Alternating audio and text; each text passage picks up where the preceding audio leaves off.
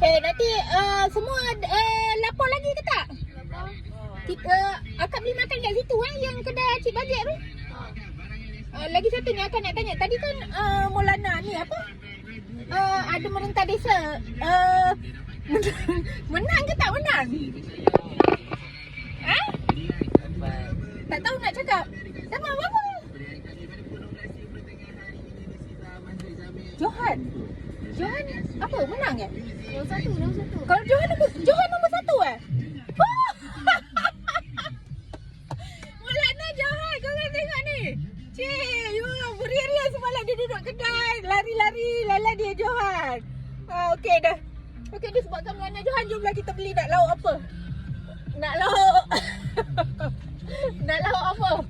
Jom nak makan apa? Jom akak belanja. Jom, let's go. Jom. Maulana Johan. Tahniah. Kenapa Maliki? Maliki nombor apa? Menentah desa? Nombor 7. 6. Sama je. Tahun lepas dia pun nombor 7. Okey, tahun ni dia... Bukan 7, 6. Tahun lepas nombor 7 kan? Tahun lepas dia nombor 7.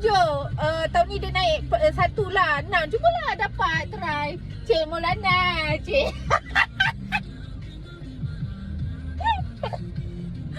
Cik dia punya muka tak sangka. Ru tengok.